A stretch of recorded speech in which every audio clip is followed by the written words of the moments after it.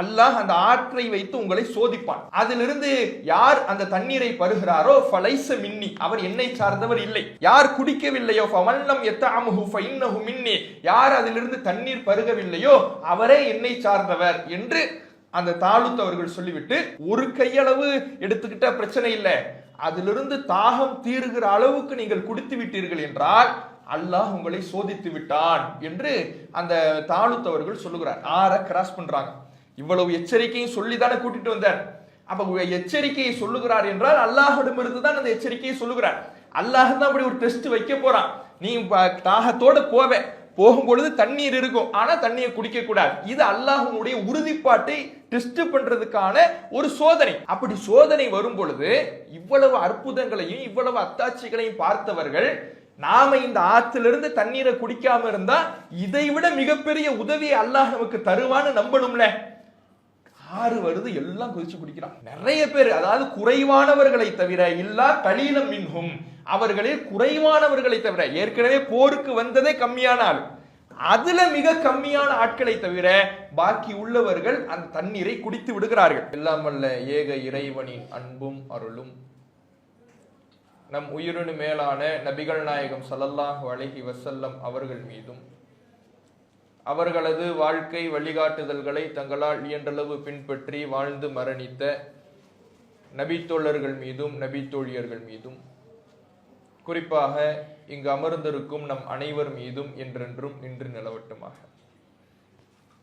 கண்ணியத்திற்குரிய எல்லாம் வல்ல அல்லாஹ்வின் நல்லடியார்களே, இஸ்ரவேலர்கள் ஒரு வரலாற்று பார்வை என்ற தலைப்பின் கீழாக தொடர்ச்சியாக சில தகவல்களை நாம் அறிந்து வருகிறோம்.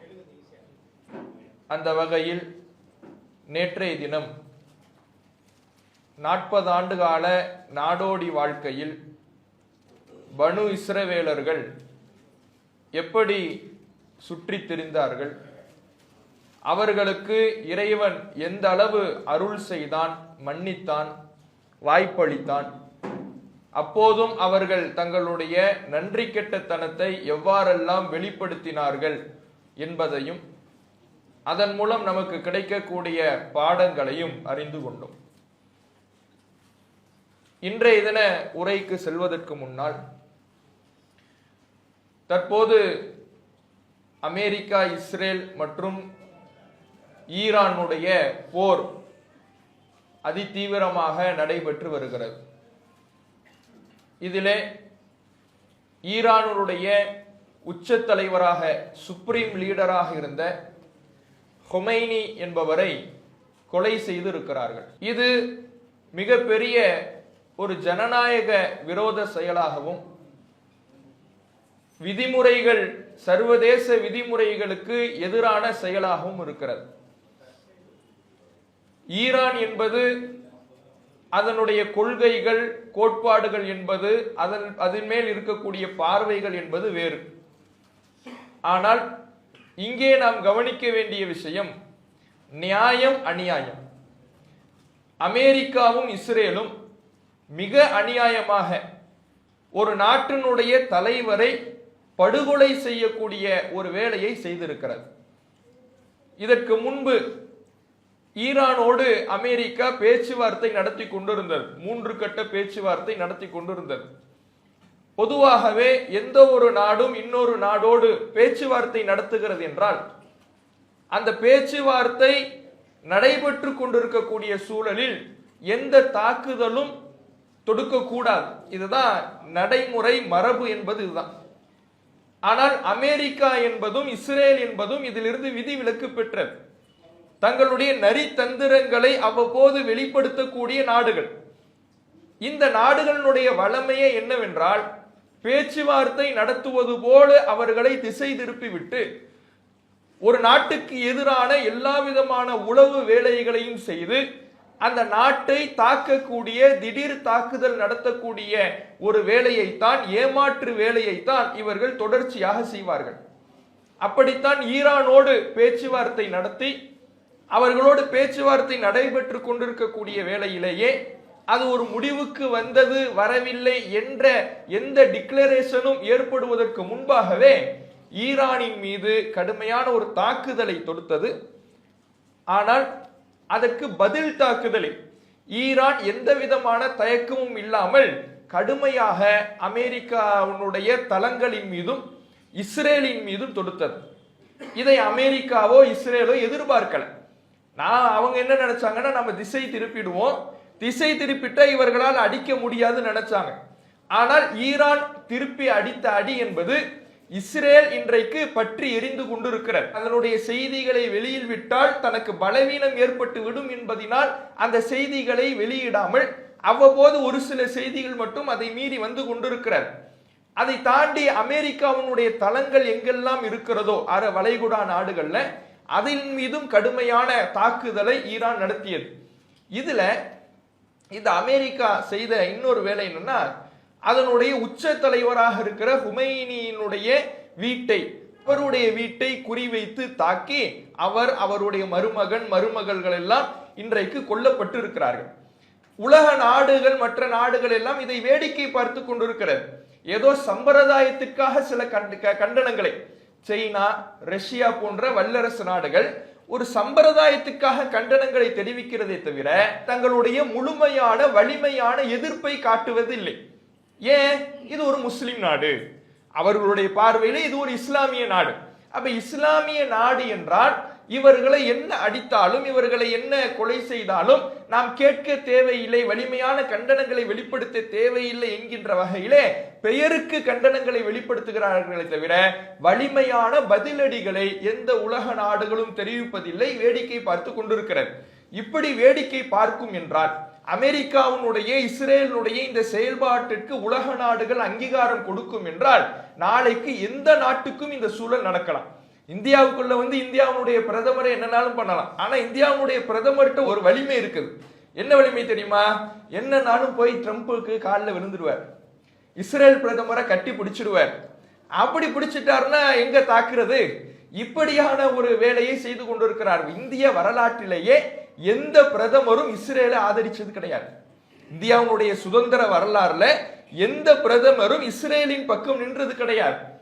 மோடி மட்டும்தான் இஸ்ரேலுக்கு போறாரு, இஸ்ரேலுக்கு பயணம் செய்து போய் இப்ப சமீபத்தில் நிகழ்த்திய உரையில இஸ்ரேல் ஃபாதர்லேண்டு, இந்தியா மதர்லேண்டு அப்படின்னு போய் பெருமையாக பேசிவிட்டு வருகிறார். இந்தியாவும் இந்திய மக்களும் பலஸ்தீனத்தின் பக்கம் ஆதரவாக நிற்கின்ற வேளையில ஒரு பிரதமர் இப்படியான ஒரு அறிக்கையை அங்கே சமர்ப்பித்து விட்டு வருகிறார். ஆனால் இந்தியாவுடைய நிலைப்பாடு ஆரம்ப கட்டத்திலிருந்து எப்படி இருந்தது? பலஸ்தீன மக்களுக்கு சொந்தமான இடத்தை இஸ்ரேல் அக்கிரமமாக ஆக்கிரமித்து இருக்கிறது, இஸ்ரேல் மீதுதான் தவறு, இஸ்ரேலை இந்தியா ஒருபோதும் ஆதரிக்காது என்பதுதான் தேச தந்தை என்று புகழப்படுகிற காந்தியிலிருந்து அனைவருடைய நிலைப்பாடாகவும் இருந்தது. யாருடைய நிலைப்பாடு இஸ்ரேலுக்கு ஆதரவா இருந்துச்சுன்னா RSS நிலைப்பாடு. RSS மட்டும்தான் இஸ்ரேலை ஆதரித்தது. அப்ப அப்படியான ஒரு நிலைப்பாட்டை இன்றைக்கு ஒரு நாட்டினுடைய பிரதமர் கொண்டு போய் சேர்ப்பது மிக அவமானகரமான விஷயமாக இருக்கிறது.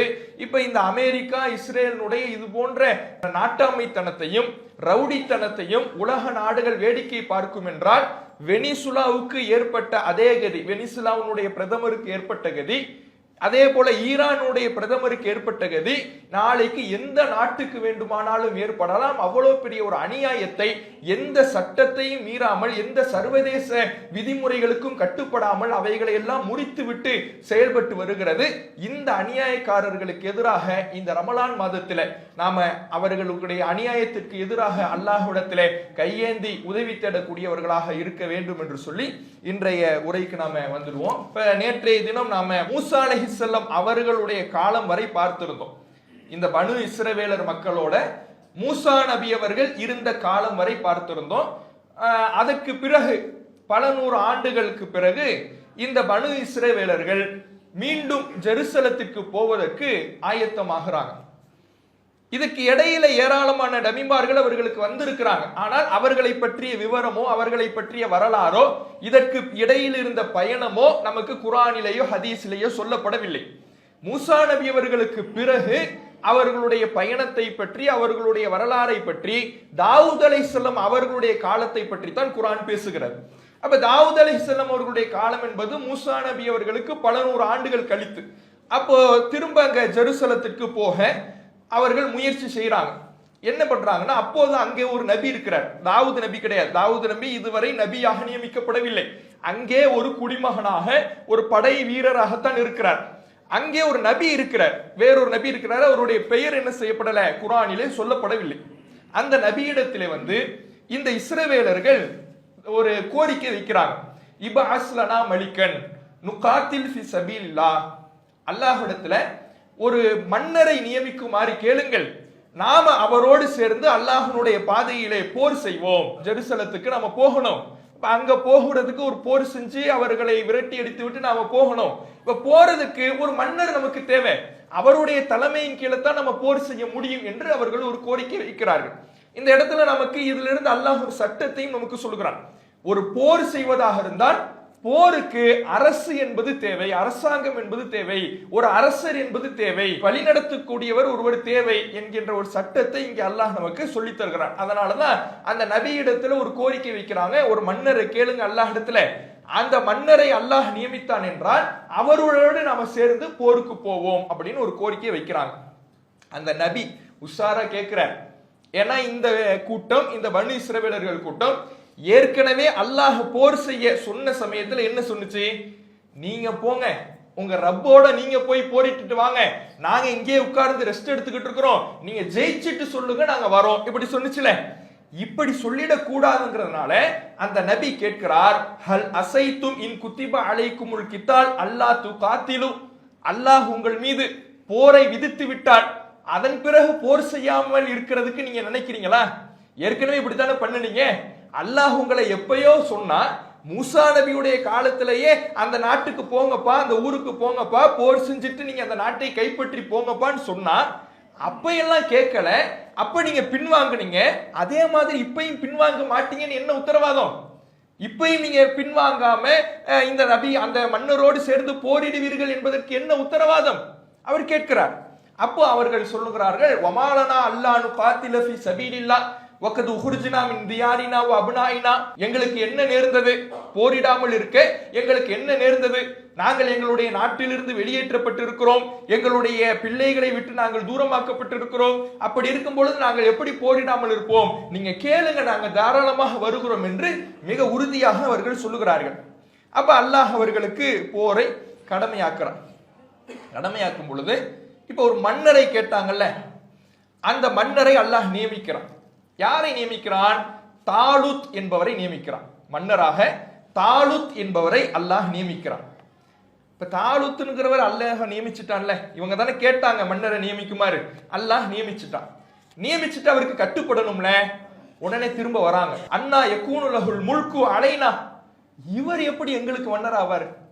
இவர் நாங்கள் சிறுமையாக கருதக்கூடிய ஒரு சமுதாயத்தில் உள்ளவர், எங்களுக்கு கீழே உள்ளவர், இவருக்கு எந்த பொருளாதார வலிமையும் கிடையாது, இவருக்கு எந்த வசதி வாய்ப்பும் கிடையாது. இப்படி செல்வ செழிப்பு இல்லாத எங்களை விட கீழ்நிலையில் இருக்கின்ற இவர் எப்படி எங்களை ஆள்பவராக வருவார்? இனவாதம் பேசுறாங்க. யூதர்களுக்கு என்ற இருக்கக்கூடிய விஷயம் என்ன தெரியுமா? நான் தான் உலகத்திலே சிறந்தவன்கிறது, உலகத்திலே நான் தான் பெரியவன், உலகத்திலே நான் தான் சிறந்தவன். அந்த எண்ணம் தான் இன்றைக்கு உலக நாடுகளில் எல்லாம் மூக்க நுழைக்குதுல, அமெரிக்கா, இஸ்ரேல். அதுக்கு காரணம் என்ன? நான் தான் உலகத்திலே பெரியவன், நான் தான் எல்லாத்துக்கும் மேல அப்படிங்கிற எண்ணம். அப்ப அந்த எண்ணத்திலே இவர்கள் என்ன கேட்கிறாங்கன்னா, இவர் தாலூத் எப்படி எங்களுக்கு மன்னரா வருவார்? அவரை எப்படி நாங்க மன்னரா ஏத்துக்கிறது? அவருக்கு காசு இல்ல, பணம் இல்ல, செல்வம் இல்ல, இவரை எப்படி நாங்கள் மன்னராக ஏற்றுக்கொள்வது என்று அவர்கள் பேசுகிறார்கள். அப்ப அந்த நபி சொல்றாரு, அல்லாஹ் அவரை தான் தேர்ந்தெடுத்திருக்கிறான், உங்களை விட அல்லாஹ் அவரை தான் தேர்ந்தெடுத்திருக்கிறான். அல்லாஹ் யாரை வேண்டுமானாலும் தேர்ந்தெடுப்பான். அடிநிலையில இருக்கக்கூடியவரை விட அரியணையில் ஏத்துவான். அல்லாஹுடைய சட்டத்திற்கு எந்த கட்டுப்பாடும் விதிக்க முடியாது. அல்லாஹுடைய அதிகாரத்துக்கு, அல்லாஹுடைய விருப்பத்துக்கு எந்த திரையும் போட முடியாது. இறைவன் யாரை வேண்டுமானாலும் அரியணையில் ஏற்றுவான். அவரைத்தான் அல்லாஹ் தேர்ந்தெடுத்திருக்கிறான். அவருக்கு அறிவு ஞானம் இருக்கிறது, அவருக்கு உடல் வலிமை இருக்கிறது, அல்லாஹ் தான் நாடியவர்களுக்கு அதிகாரத்தை வழங்குவான் என்று அந்த நபி சொல்லிட்டு, நீ உங்களுக்கு அல்லாஹ் ஒரு அத்தாட்சியும் கொடுக்கிறான், இவர் தான் உங்களுக்கு நபி அப்படிங்கிறதுக்கு அல்லாஹ் ஒரு அடையாளத்தையும் தருகிறான். என்ன அடையாளம்னா, ஒரு தாபூத், ஒரு பெட்டி உங்கள்கிட்ட வரும். அந்த பெட்டிக்குள்ள மூசா நபி அவர்களும் ஹாரூன் நபி அவர்களும் விட்டு போன, அவர்களுடைய குடும்பத்தார் விட்டு போன மீதமான பொருட்கள் அதிலே இருக்கும். அப்படி ஒரு பெட்டி உங்கள்கிட்ட வரும். அதுதான் இவர் உங்களுக்கு அல்லாஹ்வால் நியமிக்கப்பட்ட மன்னர் என்பதற்கு அடையாளம் அப்படிங்கிறார். அப்ப அதே மாதிரி பெட்டி வருகிறது. இப்ப எல்லாரும் அந்த பெட்டியை பார்த்து அவரை ஏத்துக்கிறாங்க. போருக்கு தயாரானால் பெரும்பான்மையானவர்கள் போருக்கு வரல. அந்த நபி பயந்தார்ல, ஏற்கனவே என்ன பயந்தாரு, நீங்க இப்படிதான்ப்பா சொல்லுவீங்க, போருக்கு வரன்னு சொல்லுவீங்க, கடைசியில நீங்களும் உங்க ரப்பும் போய் போரிடுங்க, நாங்க இங்கே உட்கார்ந்துக்கிறோம்னு சொல்லுவீங்கன்னு பயந்தார்ல. அதே மாதிரி பெரும்பான்மையானவர்கள் வரவில்லை, மிக குறைந்தவர்கள் தான் போருக்கு தயாராக வருகிறார்கள்.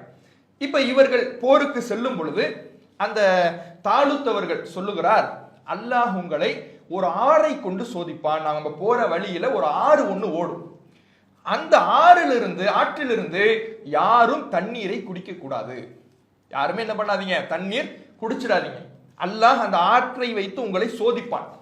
அதிலிருந்து யார் அந்த தண்ணீரை பருகிறாரோ ஃபலைஸ மின்னி, அவர் என்னை சார்ந்தவர் இல்லை.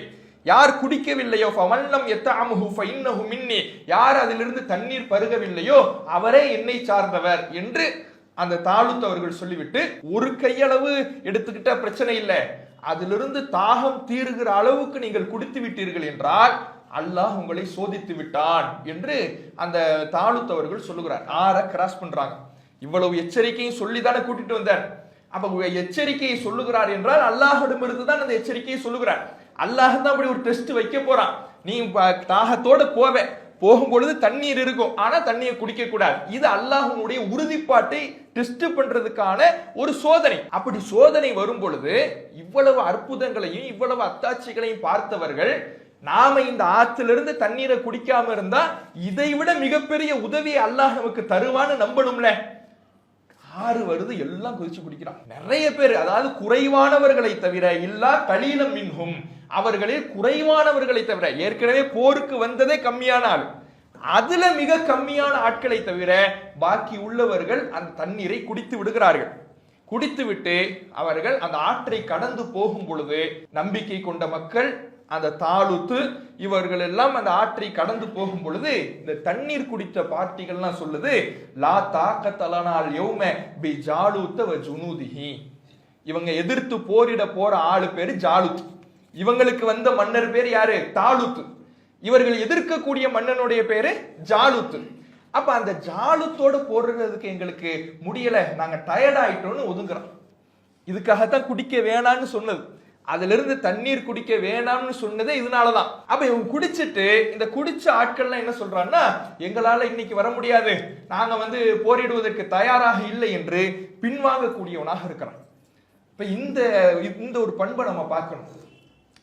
போருக்கு வரன்னு சொல்லிட்டு பின்வாங்கி ஓடக்கூடியவர்களாக இந்த இஸ்ரவேலர்களில் யூத மனப்பான்மை கொண்டவர்கள், நம்பிக்கை கொண்ட மக்கள் நல்லவர்களாக நபியோடும் அல்லாஹ் அனுப்பிய அரசரோடும் போயிடுவாங்க. யூத மனப்பான்மை கொண்டவர்கள், அல்லாஹ்வுடைய கட்டளைக்கு மீறக்கூடியவர்கள் இருக்கிறாங்கல்ல, அவங்க இந்த போர்ல இருந்து பின்வாங்குவாங்க. இன்னைக்கு நீங்க பார்க்கலாம், இந்த ஆயத்துல்லா ஹுமைனி என்பவர் அமெரிக்காவும் இஸ்ரேலும் தாக்குதல் தொடுத்த பொழுது, அவர்கள் தாக்கினாலும் நான் என் நாட்டை விட்டு வெளியேற மாட்டேன், என் நாட்டு மக்களுக்கும் என்னுடைய வீரர்களுக்கும் பக்கபலமாக இருப்பேன் அங்கே இருந்தார். இவன் என்ன பண்றான், நான் தான் உலகத்திலே பெரிய அண்ணன், பெரிய ஆள் நான் தான் என்று இருந்த இஸ்ரேல் நெதன்யாகு எங்க போனானே தெரியல, ஆள் நாட்டை விட்டு எஸ்கேப். அப்ப இது மாதிரி போர்னு வந்த உடனே, ஜாலுத்தை எதிர்த்து போரிடணும்னு வந்த உடனே இவர்கள் அப்படியே பின்வாங்கிட்டாங்க. பின்வாங்கின உடனே அவர்கள்லாம் போயிட்டாங்க, இந்த தண்ணீர் குடிச்ச பாட்டிலாம் போயிட்டாங்க. அல்லாஹ்வை உண்மையாக நம்பியவர்கள், நபிக்கு கட்டுப்பட்டவர்கள், அல்லாஹ் அனுப்பிய அரசரான தாலுத்துக்கு கட்டுப்பட்டு நின்றவர்கள் அவர்களோடு போருக்கு போறாங்க. அதுல இருந்து இந்த நம்பிக்கை கொண்ட மக்கள் சொல்றாங்க, கம்பின் ஃபியத்தின் கலீலத்தின் கலபத் ஃபியத்தன் கசீரத்தின் பீதினில்லா, எத்தனையோ சின்னஞ்சிறு படைகள் பெரிய படைகளை எல்லாம் அல்லாஹ்வுடைய உதவியால் வீழ்த்தி இருக்கிறது, அல்லாஹ் உரிமையாளர்களோடு இருக்கிறான், நாம் போவோம், அல்லாஹ் நமக்கு உதவுவான் என்று இறைவனின் மீது நம்பிக்கை வைத்து போறாங்க. அல்லாஹ் மீது நம்பிக்கை வைக்கிறாங்க. இன்னைக்கு நடக்கிற போரையே பாருங்களேன், ஈரான் என்பது ஒரு அமெரிக்காவோடு ஒப்பிட்டால் ஈரான் என்பது மிகச்சிறிய நாடு, மிக சின்ன நாடு. ஆனால் அமெரிக்காவை எதிர்த்து வலிமையோடு இன்றைக்கு நின்று எதிர்த்தாக்குதலை தொடுத்து கொண்டு இருக்கிறார்கள். அது மாதிரி இவர்கள் சொல்றாங்க, எத்தனையோ சின்னஞ்சிறு படைகள் பெரிய படைகளை எல்லாம் வென்றிருக்கிறது, அல்லாஹ் பொறுமையாளர்களோடு இருக்கிறான், நாம போவோம் என்று சொல்லி போறாங்க. கடுமையாக போர் நடக்கிறது. அந்த ஜாலூத்தினுடைய படையை தோற்கடிக்கிறார்கள். ஜாலூத் என்பவனை தாலூத் அவருடைய படையில தாவூத் நபி படை வீரரா இருக்கிறார். இப்பதான் தாவூத் நபியினுடைய என்ட்ரி வருது. தாவூத் நபி இந்த படையில ஒரு படை வீரராக, நபி இல்ல, நபி வேறொருவர் இருக்கிறார், அந்த நபியினுடைய பேர் வரல. தாலூத்தினுடைய படையில ஒரு படை வீரராக தாவூத் நபி இருக்கிறார். இந்த தாவூத் நபி தான் ஜாலூத்தை கொல்லுகிறார், போரிலே எதிர்கொண்டு வீழ்த்துகிறார். வீழ்த்திய பிறகு தாவூத் நபிக்கு அல்லாஹ் ஆட்சியை கொடுக்கின்றான், நபித்துவத்தை வழங்குகிறான். தாவூத் நபி அவர்கள் நபியாக இப்பதான் மாறுறாங்க, அவருக்கு ஆட்சியையும் கொடுக்கிறான். தாவூத் நபியினுடைய ஆட்சி என்பது மிக பிரம்மாண்டமான, மிக அற்புதமான ஒரு ஆட்சி. ஏராளமான வளங்கள் அவர்களுக்கு வழங்கப்பட்டது, வசதி வாய்ப்புகள் வழங்கப்பட்டது. மிகப்பெரிய சிம்ம சொப்பனமாக தாவூத் நபியினுடைய ஆட்சி இருந்தது. எந்த அளவுக்குன்னா தாவூத் நபிக்கு நிறைய அருளையும் அல்லாஹ் புரிஞ்சிருந்தான். மலைகளை எல்லாம் தாவூத் நபிக்கு அல்லாஹ் கட்டுப்படுத்தி கொடுத்திருந்தான். இரும்பை கொடுத்து இரும்பின் மூலமாக பல்வேறு ஆயுதங்களையும் பல்வேறு விஷயங்களையும் செய்வதற்கான ஆற்றல்களை அல்லாஹ் கொடுத்திருந்தான். பறவைகளை கட்டுப்படுத்தி கொடுத்திருந்தான். இப்படி பல்வேறு அற்புதங்களையும் ஆற்றல்களையும் தாவூத் நபிக்கு கொடுத்து தாவூத் நபியினுடைய அரசாட்சி என்பது மிக பிரம்மாண்டமான முறையிலே அங்கே நடந்து கொண்டிருக்கிறது. தன்னுடைய பிரச்சாரத்தையும் செய்து கொண்டிருக்கிறார்கள். தாவூத் நபிக்கு அல்லாஹ் ரப்பல் ஆலமீன் ஜபூர் என்கின்ற ஒரு வேதத்தை வழங்குகிறான். அந்த ஜபூர் என்கின்ற வேதத்தின் மூலமாக தாவூத் நபி தன்னுடைய மக்களுக்கு பிரச்சாரம் செய்கிறாங்க. ஏற்கனவே மூசா நபி இடத்திலிருந்து வந்த தௌராத், மூசா நபிக்கு கொடுக்கப்பட்ட தௌராத், அதற்கு பிறகு தாவூத் நபிக்கு கொடுக்கப்பட்ட வேதம் ஜபூர். இந்த ஜபூரை வைத்து தாவூத் நபி அவர்கள் மக்களுக்கு வழி நடத்தி கொண்டிருக்கிறார்கள் என்பதை பார்க்கிறோம். இந்த தாவூத் நபி அவர்களுக்கு பின்னால் தாவூத் நபி அவர்களுடைய மகனார் சுலைமான் அலைஹிஸ்ஸலாம் அவர் ஆட்சி பொறுப்புக்கு வருகிறார். அவர் ஆட்சி பொறுப்புக்கு வந்து அவருடைய ஆட்சியும் மிக பிரம்மாண்டமான முறையில இருக்கிறது. இவருக்கு ஏராளமான ஆற்றல்களை, ஏராளமான அதிகாரங்களை அல்லாஹ் வழங்கியிருந்தான். எந்த அளவுக்குன்னா, காற்றை சுலைமான் நபி அவர்களுக்காக அல்லாஹ் வசப்படுத்தி கொடுத்திருந்தான். வழி சுலைமான ரீஹ், சுலைமானுக்கு காற்றை நாம் வசப்படுத்தி கொடுத்தோம் என்று இறைவன் சொல்லுகிறான். அதே போல ஜின்களை வசப்படுத்தி கொடுத்தான். ஜின் இருக்கல, ஜின்கள் மனிதர்களுடைய கண்களுக்கு தெரியாது. ஜின்களை பொறுத்தவரையில ஜின்களால் நம்மை பார்க்க முடியும், நம்மால் ஜின்களை பார்க்க முடியாது. ஆனால் சுலைமான் நபி அவர்களுக்கு மட்டும் விதிவிலக்காக ஜின்களை அல்லாஹ் கட்டுப்படுத்தி கொடுத்திருந்தான். சுலைமான் நபி சொல்லக்கூடிய வேலைகளை எல்லாம் ஜின்கள் போய் செய்யும். அவர்களுக்காக கட்டிடங்களை கட்டும், அவர்களுக்காக ஆயுதங்களை தயார் செய்யும், முத்து குளிக்கும். இப்படி ஏராளம் சுலைமான் நபி என்ன வேலை சொல்லுகிறார்களோ அந்த வேலைகளை எல்லாம் செய்யக்கூடிய பணியாட்களாக ஜின்கள் சுலைமான் நபி அவர்களுக்கு கட்டுப்படுத்தி கொடுக்கப்பட்டது. இப்படி அவர்களுடைய ஆட்சி என்பது மிக பிரம்மாண்டமான முறையில செல்கிறது. இது மட்டும் இல்லாம எறும்பு பேசுவதெல்லாம் சுலைமான் நபிக்கு கேட்கும். எலும்பினுடைய பாஷை, பறவையினுடைய பாஷை எல்லாம் சுலைமான் நபிக்கு கற்றுக் கொடுக்கப்பட்டிருந்தது. அதை நாம கேள்விப்பட்டிருப்போம். சுலைமான் நபியினுடைய படை போகும் பொழுது ஒரு எறும்பு புற்ற கடந்து போறாங்க. அந்த எறும்பு பேசுகிறது, லா யஹ்திமன்னக்கும் சுலைமானு வ ஜுனூதுஹு வ ஹும் லா யஷ்உரூன். எறும்பு கூட்டமே, சுலைமானும் அவருடைய படையினரும் வராங்க, அவங்க வரக்கூடிய வேகத்துல உங்களை மிதிச்சிட்டு போயிட வேணாம், நீங்க தப்பிச்சிடுங்க அப்படின்னு சொல்லி ஒரு எறும்பு மற்ற எறும்புகளுக்கு உணர்த்துகிறது. அப்ப இந்த வரலாறு எல்லாம் நம்ம படிச்சிருப்போம். இப்போ இந்த எறும்பு பேசுவதை கேட்டு சுலைமான் நபி சிரித்து விட்டு அல்லாஹ்விடத்துல துவா செய்றாங்க. தனக்கு வழங்கிய அல்லாஹ்வுடைய அருளை நினைவு கூறும் விதமாக, இறைவனுக்கு நன்றி செலுத்தும் விதமாக துவா செய்றாங்க என்பதை பார்க்கிறோம். அதே போல தன்னிடத்தில் இருக்கக்கூடிய பறவைகளை சுலைமான் நபி ஆய்வு செய்து கொண்டிருக்கிறார். அப்ப அது ஹுதுஹுது என்கின்ற ஒரு பறவையை மட்டும் காணும். அப்ப ஹுதுஹுது எங்க போனுச்சுன்னு சுலைமான் நபி தேடிக் கொண்டிருக்கக்கூடிய வேளையில அந்த பறவை வருகிறது. வந்து, நான் ஒரு கூட்டத்தை பார்த்தேன், சபா நாட்டுல ஒரு கூட்டத்தை பார்த்தேன். அந்த நாட்டை ஒரு பெண் ஆட்சி செய்து கொண்டிருக்கிறார். அந்த பெண்ணும் அந்த மக்களும் சூரியனை கடவுளாக வழிபட்டு கொண்டிருக்கிறார்கள். அல்லாஹுக்கு மட்டும் சிரம்பணியாமல், இறைவனை மட்டும் வணங்காமல் சூரியனை வழிபட்டு கொண்டிருக்கிறார்கள் என்று சுலைமான் நபி இடத்துல சொல்லுகிறது. அந்த பெண்ணுக்கு மிக பிரம்மாண்டமான ஒரு சிம்மாசனம் இருப்பதாக சொல்லுகிறது. அப்ப ஜின்கள் கேட்குது, அந்த சிம்மாசனத்தை நாங்க உங்கள்கிட்ட கூட்டிட்டு வரோம், எடுத்துட்டு வரோம். எந்த அளவுக்கு? ஒரு ஜின்னு சொல்லுது, நீங்க உட்கார்ந்து எழுந்திருக்கிறதுக்குள்ள எடுத்துட்டு வரேன், உட்கார்ந்து ஒரு இடத்துல இருந்து எழுந்திருக்கிறதுக்குள்ள எடுத்துட்டு வரேன். இன்னொரு சின்ன சொல்லுது, நீங்க கண்ணு சுமட்டுறதுக்குள்ள எடுத்துட்டு வரேன்.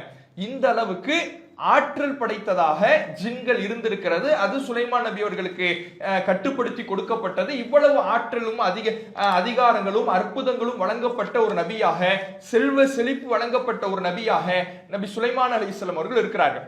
நபிகள் நாயகம் ஸல்லல்லாஹு அலைஹி வஸல்லம் அவர்களுடைய வாழ்க்கையை நம்ம புரட்டி பார்த்தால் அவர்களுடைய வாழ்க்கையில பசி, பட்டினி, கடுமையான ஏழ்மை இப்படிதான் நம்ம படிச்சிருப்போம். ஆனால் சுலைமான் நபியினுடைய ஆட்சி என்பது மிக பிரம்மாண்டமான ஆட்சியாக இருந்திருக்கிறது என்பதை இந்த வரலாறிலிருந்து படிக்கலாம். எந்த அளவுக்குன்னா, இந்த சபா நாட்டு ராணியை அழைத்து வரும் பொழுது சுலைமான் நபியினுடைய கோட்டைக்குள்ள நுழையும் பொழுது தரையில நடக்கும் பொழுது எப்படி சாதாரணமாக நடக்காம ஏதோ தண்ணீர் கிடந்தால் எப்படி நடப்பாங்க, ஒரு கடல் அலையில காலை வைக்கிறோம், எப்படி கால வைப்போம், நம்முடைய துணிகளை தூக்கிக்கிட்டு கால வைப்போம்ல, இது மாதிரி ஏதோ தண்ணீர் கிடைக்குதுன்னு நினைச்சுக்கிட்டு அவங்க காலை வைக்கிறாங்க.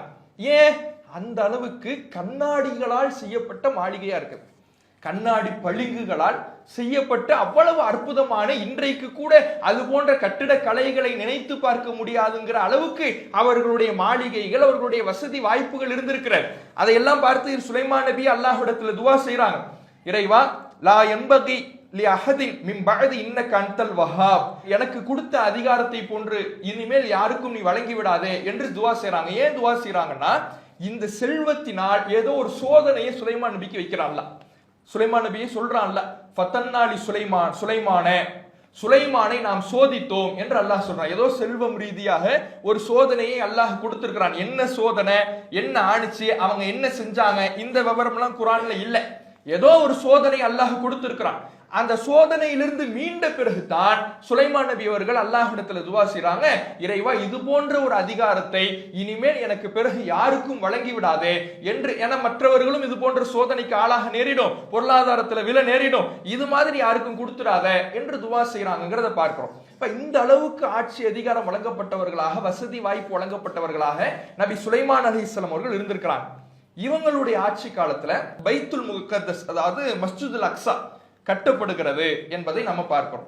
கட்டப்படுதுன்னா புதிதாக கட்டப்படல, ஏற்கனவே ஆதம் அலைஹிஸ்ஸலாம் அவர்களுடைய காலத்திலேயே மஸ்ஜிதுல் அக்ஸா கட்டப்பட்டு இருக்கிறது. அப்படி கட்டப்பட்ட மஸ்ஜிதுல் அக்ஸா அதற்கு பிறகு இல்லாமல் போய் அந்த இடத்திலேயே சுலைமான் அலைஹிஸ்ஸலாம் அவர்கள் புனர் நிர்மாணம் செய்கிறார்கள், மஸ்ஜிதுல் அக்ஸாவை புனர் நிர்மாணம் செய்கிறார்கள் என்பதை நம்ம பார்க்கிறோம். இதை எப்படி நம்ம அறிந்து கொள்ளலாம்னா, நபிகள் நாயகம் ஸல்லல்லாஹு அலைஹி வஸல்லம் அவர்களுடைய காலத்துல அல்லாஹ்வுடைய தூதர் அவர்கள்ட்ட ஒரு கேள்வி கேட்கப்படுகிறது. அதாவது எந்த பள்ளிவாசல் முதலாவதாக கட்டப்பட்டது, இந்த பூமியில முதல்ல கட்டப்பட்ட பள்ளிவாசல் எது?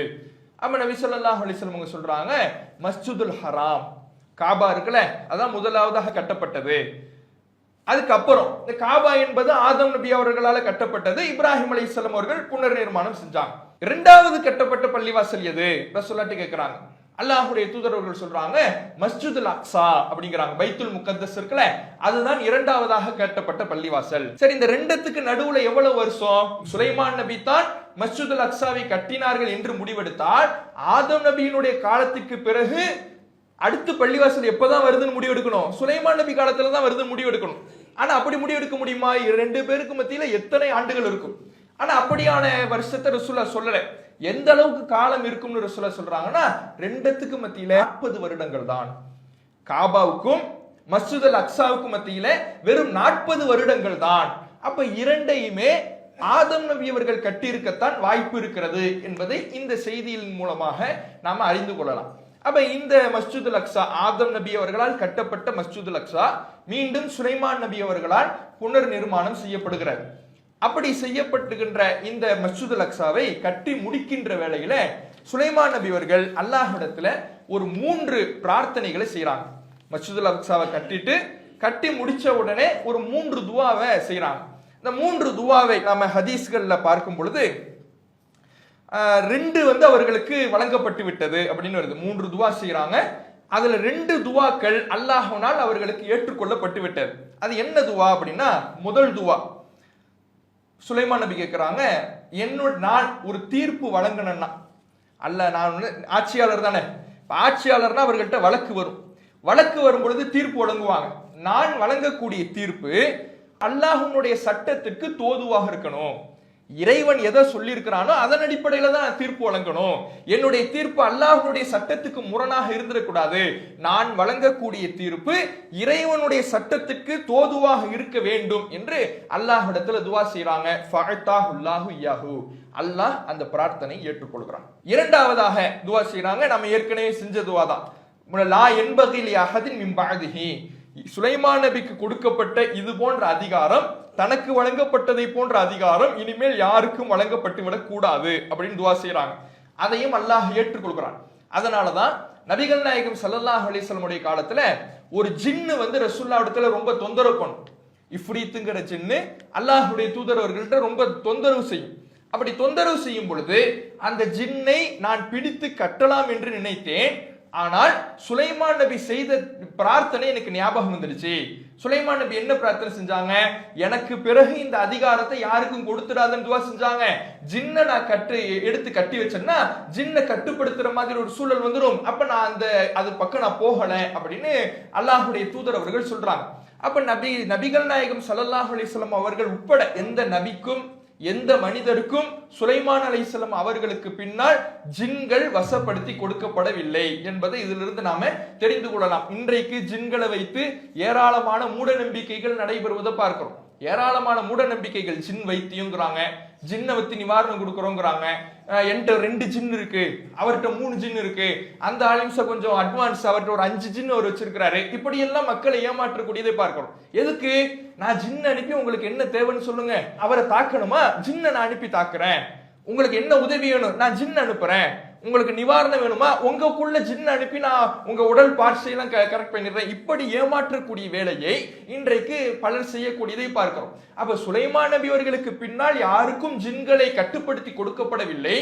நபிகள் நாயகம் ஸல்லல்லாஹு அலைஹி வஸல்லம் அவர்களுக்கே அந்த அதிகாரம் கொடுக்கப்படலைன்னா இது போன்று ஏமாற்றக்கூடிய வேலைகள் இன்றைக்கு நடக்கிறது. அப்ப இந்த 2 பிரார்த்தனையும் அல்லாஹ்வினால் ஏற்றுக்கொள்ளப்பட்டு விட்டது. மூன்றாவதாக சுலைமான் நபி அவர்கள் பைத்துல் முகத்தஸை கட்டி முடித்துவிட்டு செய்றாங்க. ரஜுலும், ஒரு மனிதர், ஹரஜன் மின் பைத்திஹி லா யுரீது இல்லா ஸலாத்த ஃபி ஹாதல் மஸ்ஜித், தன்னுடைய வீட்டிலிருந்து புறப்படுகிறார்.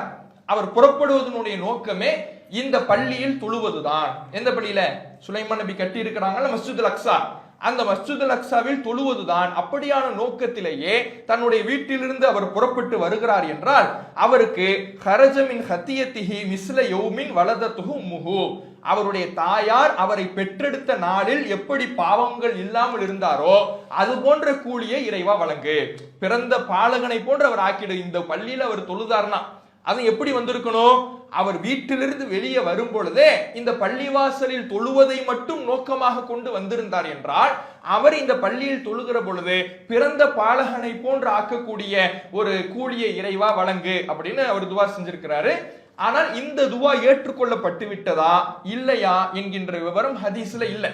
அதனால நபிகள் நாயகம் ஸல்லல்லாஹு அலைஹி வஸல்லம் அவர்கள் என்ன சொல்றாங்கன்னா, இந்த செய்தியை சொல்லிவிட்டு ஃபனஹ்னு நர்ஜு அன் யகூனல்லாஹு கத் ஆத்தாஹு இய்யாஹு, இந்த மூன்றாவது பிரார்த்தனையையும் அல்லாஹ் ஏற்றுக்கொண்டிருக்க வேண்டும் என்று நான் ஆதரவு வைக்கிறேன் அப்படிங்கிறாங்க. ஏற்றுக்கொள்ளப்பட்டுடுச்சா இல்லையான்னு தெரியல. முதல் 2 பிரார்த்தனை ஏற்றுக்கொள்ளப்பட்டுடுச்சு. இந்த பிரார்த்தனை ஏற்றுக்கொள்ளப்பட்டுடுச்சா இல்லையான்னு தெரியாததுனால நபிகள் நாயகம் ஸல்லல்லாஹு அலைஹி வஸல்லம் சொல்றாங்க, நாம நம்பிக்கை வைப்போம், ஆதரவு வைப்போம். எதுக்கு? இந்த பிரார்த்தனையும் அல்லாஹ்விடத்தில் ஏற்றுக்கொள்ளப்பட்டிருக்க வேண்டும் என்று ஆதரவு வைப்போம் அப்படின்னு அல்லாஹ்வுடைய தூதர் அவர்கள் சொல்லக்கூடிய செய்தியை பார்க்கிறோம். அப்ப பைத்துல் முகத்தஸ் மஸ்ஜிதுல் அக்ஸா நபி சுலைமான் அலைஹிஸ்ஸலாம் அவர்களால் கட்டி முடிக்கப்படுகிறது. இதற்கு பிறகு சுலைமான் அலைஹிஸ்ஸலாம் அவர்கள் மௌத்தாகிறாங்க. எப்படி அவர்களுடைய மௌத் அமைகிறது என்றால், சாதாரணமாக நின்று கொண்டிருக்கிறார்கள். அவர்களை சுற்றிலும் ஜின்கள் இருக்கிறது. ஆனால் நின்று கொண்டிருந்த சுலைமான் அலைஹிஸ்ஸலாம் அவர்கள் ஒரு கைத்தடியை வைத்துக் கொண்டு நிற்கிறாங்க. அந்த கைத்தடியை கரையான் அரிக்கிறது. கைத்தடி என்ன பண்ணுது? கரையான் அரிக்குது. கரையான் அரிச்சுட்டா முழுமையாக அந்த கைத்தடி போயிடும்ல. போனதுக்கு அப்புறம் தான் சுலைமான் நபி கீழே விழுறாங்க. அப்ப அதுவரை அந்த சுற்றி இருந்த ஜின்களுக்கு கூட சுலைமான் நபி மௌத்தாயிட்டாங்கன்னு தெரியல. சாதாரணமா நிக்கிற மாதிரி தான் நிக்கிறாங்க, நின்று கொண்டே இருக்கிறாங்க. நின்னுகிட்டே இருந்தவங்க கரையான் அவர்களுடைய அந்த கைத்தடியை அரிக்கிறது, அரிச்ச உடனே கீழே விழுறாங்க அப்படிங்கறத குர்ஆன்ல நம்ம பார்க்கிறோம். இப்படி விழுந்த பிறகுதான் சுற்றி இருந்த ஜின்களுக்கே சுலைமான் நபி மௌத்தாயிட்டாருன்னு தெரியும். இன்னைக்கு ஜின்னை வச்சு வியாபாரம் பண்றாங்கல்ல, அவங்க எல்லாம் ஜின்களுக்கு மறைவான ஞானம் தெரியும்னு சொல்றாங்க. ஜின்களை வச்சுதான் நான் பல விஷயங்களை தெரிஞ்சுக்கிறேன், வருங்காலத்தை தெரிஞ்சுக்கிறேன், ஜோசியம் பார்க்கிறேன்லாம் இன்றைக்கு முஸ்லிம் சமூகத்திலேயும் இது போன்ற ஏமாற்று பேர்வழிகள் இருக்கக்கூடியதை பார்க்கிறோம். ஆனா கண்ணெதிர இருக்கக்கூடிய சுலைமான் நபி மௌத்தாய் நிக்கிறாரு. அந்த மௌத்தானது கூட ஜின்களுக்கு தெரியல. ஜின்களை புலம்புது, நாங்க மட்டும் மறைவான ஞானத்தை அறிஞ்சிருந்தா இது போன்ற இழிவான நிலைக்கு நாங்க ஆளாக இருக்க மாட்டோம், சுலைமான் மௌத்தானதை நாங்க தெரிஞ்சிருப்போம் என்று அந்த ஜின்களே புலம்பக்கூடியதை அல்லாஹ் குர்ஆனிலே பதிவு செய்கிறான். அப்ப சுலைமான் நபியினுடைய மரணம் இங்கே நிகழ்கிறது. இதுல நாம கூடுதலாக தெரிந்து கொள்ள வேண்டிய விஷயம், இந்த பைத்துல் முகத்தஸ் மஸ்ஜிதுல் அக்ஸாவை பற்றி மார்க்கம் நமக்கு வேறு என்ன சிறப்பு சொல்லுது? சுலைமான் நபி கேட்ட பிரார்த்தனை ஒன்று, இது இல்லாம மார்க்கம் இன்னொரு சிறப்பையும் நமக்கு சொல்லி காட்டுகிறார்.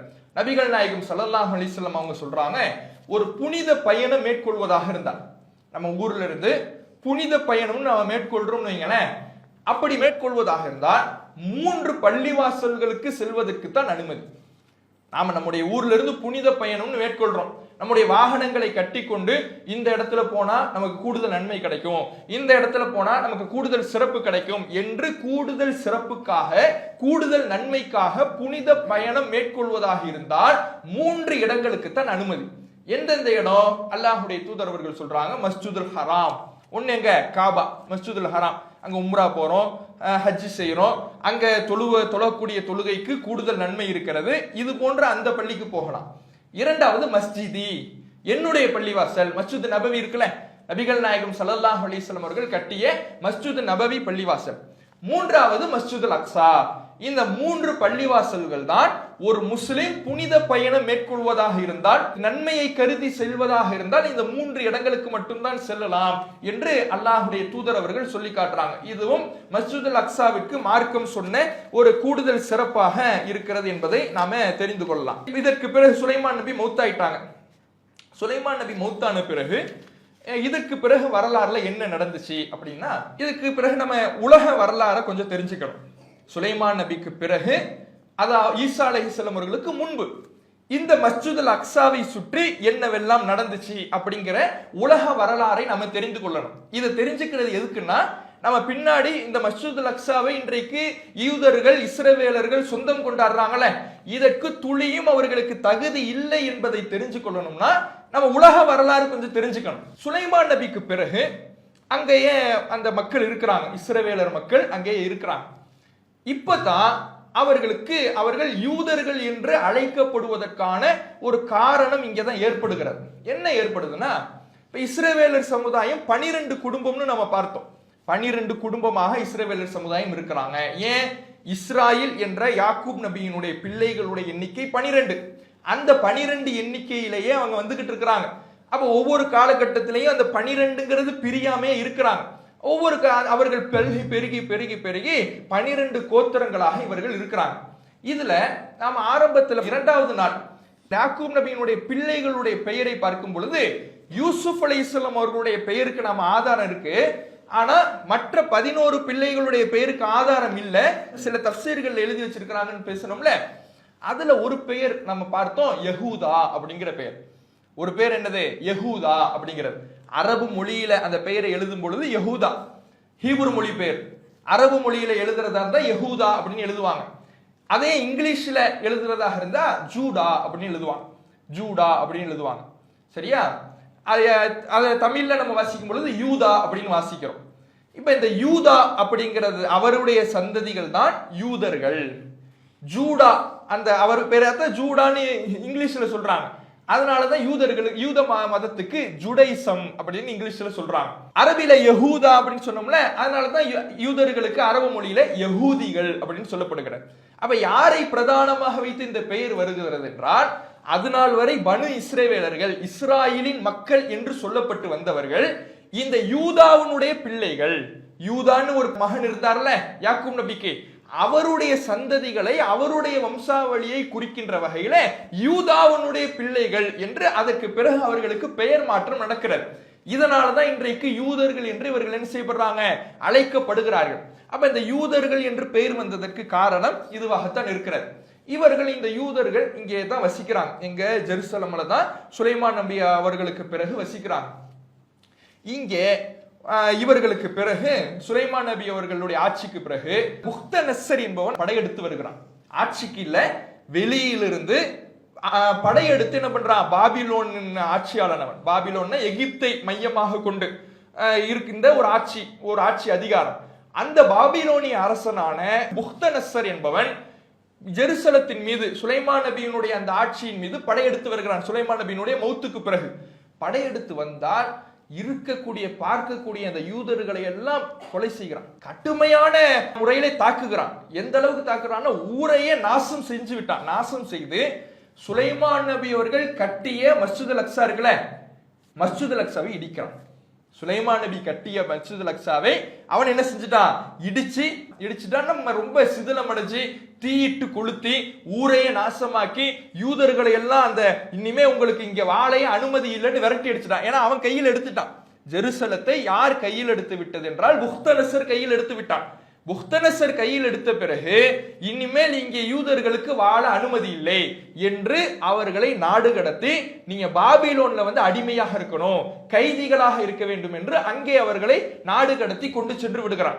இங்க இருந்த மஸ்ஜிதுல் அக்ஸாவை தீயிட்டு கொளுத்தி அந்த ஊரையே நாசம் செஞ்சு அந்த ஊரையே சிதைத்து அவன் மிகப்பெரிய ஒரு கோர தாண்டவத்தை, ஒரு மிகப்பெரிய ஒரு காட்டு தர்பாரை அங்கே கட்டவிழ்த்து நாசம் செய்து விடுகிறான்.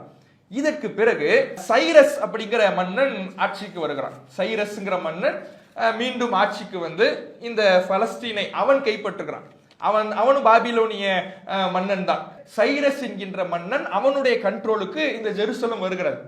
அவன் கண்ட்ரோலுக்கு ஜெருசலம் வந்த பிறகு அவன் என்ன பண்றான்னா, திரும்ப இந்த யூதர்களை எல்லாம் நீங்க இங்கே இருந்துங்க, உங்களுக்கான இடத்துல நீங்க இருந்துங்க, நீங்க தங்கிங்க அப்படின்னு சொல்லி அவர்களை அவன் அனுமதிக்கிறான், வாழ்ந்து கொள்வதற்கு அனுமதி கொடுக்கிறான். அவர்கள் மீண்டும் இந்த இடிக்கப்பட்டு கிடக்குதுல மஸ்ஜிதுல் அக்ஸா, அதை மீண்டும் என்ன பண்றாங்கன்னா சீரமைக்கிறான். புக்தனஸ்ஸர் நாசமாக்கிட்டான், இடிச்சு தள்ளிட்டான், நாம திரும்ப கட்டுவோம் என்று சொல்லி அதை அவர்கள் சீரமைக்கிறார்கள் என்பதை நாம பார்க்கிறோம். இப்படி சீரமைத்து அவங்க அங்கேயே திரும்ப வழிபட்டுக்கிட்டு வராங்க. இதைத்தான் செகண்ட் டெம்பிள் அப்படிங்கிறாங்க. இதைத்தான் வரலாறுல என்னன்னு சொல்றாங்க, செகண்ட் டெம்பிள். அதாவது ஃபர்ஸ்ட் டெம்பிள் யூதர்கள் இன்றைக்கு சொல்லக்கூடிய வார்த்தை. ஃபர்ஸ்ட் டெம்பிள்ங்கிறது சுலைமான் நபி கட்டினது. அதை யார் அழிச்சிட்டா, புக்தனஸ்ஸர் அழிச்சிட்டான். புக்தனஸ்ஸர் அழிச்ச பிறகு சைரஸுனுடைய ஆட்சி காலத்துல யூதர்கள் மீண்டும் அங்கே குடியேறி அதை சீரமைக்கிறாங்க. சீரமைத்த அந்த பள்ளியை அந்த இடத்துக்கு பேர் தான் செகண்ட் டெம்பிள், இரண்டாம் ஆலயம் அப்படின்னு என்ன பண்றாங்க அவர்கள் இன்றைக்கு இருக்கக்கூடிய யூதர்கள் பெயர் சுட்டி இருக்கிறார்கள் என்பதை பார்க்கிறோம். இப்படியே காலங்கள் ஓடுகிறது. ஈசா அலைஹிஸ்ஸலாம் அவர்களுடைய காலம். ஈசா அலைஹிஸ்ஸலாம் அவர்கள் பிறக்கிறார்கள். ஈசா அலைஹிஸ்ஸலாம் அவர்களுடைய பிறப்பே ஒரு அற்புதமான நிகழ்வு. தகப்பனார் இல்லாமல் இறைவனுடைய கட்டளையால் மரியம் அலைஹிஸ்ஸலாம் அவர்கள் பெற்றெடுக்கிறார்கள். அப்படி பெற்றெடுத்து குழந்தை பருவத்திலேயே இறைவனுடைய தூதராக நியமிக்கப்பட்டு தொட்டில் பருவத்திலேயே மக்களிடத்துல நான் ஒரு இறை தூதர் என்று பேசுகிறார்கள். எவ்வளவு பெரிய அற்புதத்தை அந்த யூத சமுதாயத்துக்கு அல்லாஹ் காட்டுறான்னு பாருங்க. இவங்களும் பனி இஸ்ரவேல் சமுதாயத்தை சார்ந்தவர்கள் தான். ஈசா அலைஹிஸ்ஸலாம் அவர்களும் இஸ்ரவேல சமுதாயத்திற்கு தான் இறை தூதராக நியமிக்கப்படுகிறார்கள். அல்லாஹ் ஈசா அலைஹிஸ்ஸலாம் அவர்கள் சொல்லும் பொழுது ரசூலன் இலா பனி இஸ்ராயேல், நான் இஸ்ரவேல சமுதாயத்திற்கு தூதராக நியமிக்கப்பட்டிருக்கிறேன். நபிகள் நாயகம் ஸல்லல்லாஹு அலைஹி வஸல்லம் அவர்கள் தான் ஒட்டுமொத்த அகில மக்களுக்குமே இறை தூதர், ஜின்களுக்கு இறை தூதர்.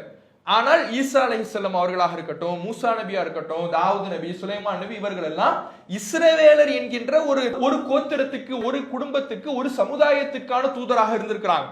அப்ப அவர்கள் ஈசா அலைஹிஸ்ஸலாம் அவர்கள் ஒரு ரசூலன் இலா பனி இஸ்ராயேல், அல்லாஹ் என்னை இஸ்ரவேலர் மக்களுக்கான இறை தூதராக ஆக்கியிருக்கிறான் என்று தன்னுடைய பிரச்சாரத்தை துவக்குறான்.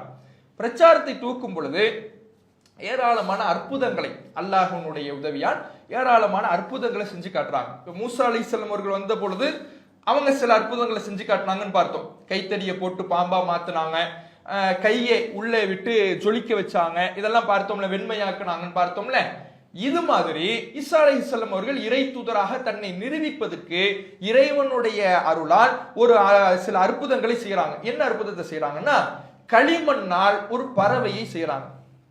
களிமண்ணால ஒரு பறவையை செய்து அதுல ஊதுறாங்க, அது உண்மையான பறவையாக மாறுகிறார். இப்படி ஒரு அற்புதத்தை அல்லாஹ் செய்கிறார். ஈசா அலைஹிஸ்ஸலாம் அவர்களுக்கு அல்லாஹ் இடத்திலிருந்து கட்டளை வரும், நீங்க பறவையை செய்யுங்கன்னு, ஊதுங்கன்னு. ஊதுவாங்க. அதை யார் பறவையாக மாற்றுவா? அல்லாஹ் பறவையாக அதை மாற்றி விடுகிறார்.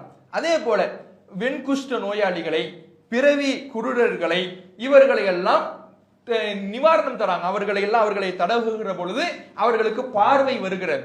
வெண்குஷ்ட நோயாளிகளுக்கு அவர்களுடைய தொழுநோய் குணமாகிறது. போய் உஹில் மௌத்தா, இறந்தவர்களை உயிர்ப்பிக்கிறாங்க. அப்ப எவ்வளவு பெரிய அற்புதத்தை அந்த சமுதாயத்துக்கு செஞ்சு காட்டிருப்பான்னு பாருங்க. மூசா நபி செய்தது ஒரு கைத்தடியை வைத்து கடலை பிளந்தது, அதுவே மிகப்பெரிய அற்புதம். ஒரு கைத்தடியை பாம்பாக மாற்றியது, அதுவே மிகப்பெரிய அற்புதம். இவங்க அதை விட மிகப்பெரிய அற்புதமாக ஒரு இறந்த மனிதரை உயிர்ப்பிக்கிறாங்க. ஒரு பொம்மை பறவையை செய்து அதுல ஊதுறாங்க, உண்மையான பறவையாக மாறுகிறது. பிறவி குருடராக இருந்தவரை தடவுறாங்க, அவருக்கு பார்வை வருகிறது. பிறவியிலேயே அவர் தொழுநோயாளியாக இருந்தவரை குணப்படுத்துறாங்க. இப்படியான அற்புதங்களை எல்லாம் பார்க்கிற பொழுது ஏற்கனவே மூசா நபியினுடைய அற்புதத்தை பார்த்து வந்த இந்த சமூகம் நம்பணும்ல ஈசா நபிய. அவங்களுக்கு தானே இறை தூதரா நியமிச்சிருக்கிறான்ல. தௌராத்தை ஏற்கனவே கொடுத்தான், தாவூது நபிக்கு ஜபூரை கொடுத்தான். அந்த வேதத்தை எல்லாம் இவர்கள் சிதைத்து சின்னா பின்னமாக்கி வேதத்துக்கு முரணாக நடக்கின்ற பொழுது ஈசா அலைஹிஸ்ஸலாம் அவர்களை இறைவனுடைய தூதராக இறைவன் நியமித்து அவர்களை வழிகாட்டுவதற்காக அனுப்புகிற பொழுது ஏற்கனவே அற்புதங்களை பார்த்து வந்த இந்த சமூகம் இந்த அற்புதத்தை பார்த்தவுடன் ஈசா நபியை தூதராக ஏற்றுக்கொள்ளணும்ல. என்ன தெரியுமா சொன்னுச்சு? ஹாதா சிஹ்ருன் முபீன், இது தெளிவான சூனியம். இதே வார்த்தையை தான் ஃபிரௌன் சொன்னான்.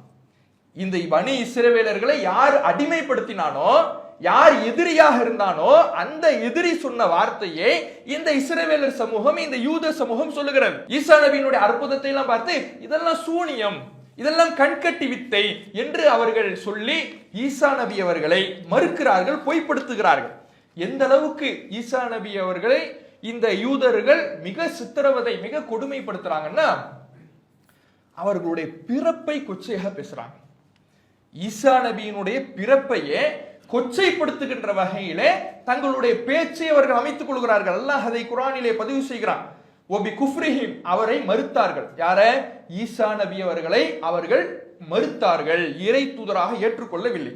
வ கௌலிஹிம் அலா மரியம புஹ்தானன் அஸீமா, மிகப்பெரிய அவதூறை மரியமின் மீது சுமத்தினார்கள். மரியம் அலைஹிஸ்ஸலாம் அவர்களின் மீது ஒரு பெரிய அவதூறை. அவர்கள் தகப்பனார் இல்லாம அல்லாஹ்வுடைய கட்டளையினால் குழந்தை பிறந்ததுன்னு சொல்லும் பொழுது அதை ஏற்றுக்கலைன்னா அப்ப என்ன குற்றச்சாட்டு வச்சிருப்பாங்க நினைச்சு பாருங்க.